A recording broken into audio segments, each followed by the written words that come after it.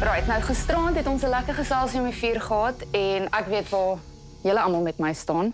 So watse rede gaan vir my keer dat ek eerder kom chill en nie saam met julle bou nie.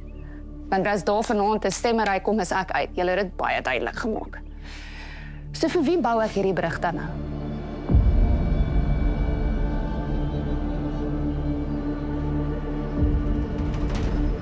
Op die stadium bou ons om vir enige een van ons. Ek doen dit ook vir jou. Nee, moenie my in hierdie spel inbring nie. Om nou my in te bring te sê ek staan ook 'n kans is net absoluut bullshit. Vir my gaan dit oor ek het motivation nodig om verder saam met julle as 'n span 'n brug te bou. Sy wil hê dit moet oor haar gaan en as dit nie oor haar gaan nie, dan gaan sy brieke aanslaan totdat ons seker maak dit gaan oor haar.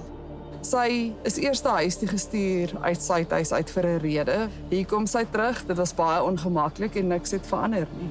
Jy moet respek verdien. Kan jy gaan net weer die vraagie oor die laaste vraagie net weer herhaal? Vir wie moet ek hierdie brug bou?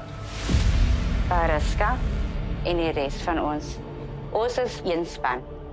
Aan die einde van die dag voel ek dat die question is very unfair to say, of watter rede kan julle vir my gee dat ek hier behoort? Jy's hier, jy's deel van ons. Die omstandighede was baie onregverdig teenoor jou gewees. But I see a blessing. Get even 'n derde kans. Ek relate so baie met Mariska. En ons staan soos twee pole. Maar is ook tog so eners.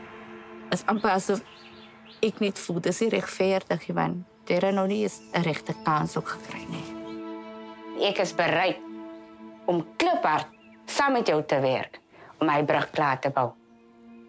Weer is soveel makliker as jy iemand se backstory ken. Sy beklei eintlik nie met een van ons nie. Met een nie. She's got her own things that she's dealing with. Daar's net een konstant. Hy moet gebou word. Met jou in die midde van dit. Kom ons gaan bou 'n brug dan.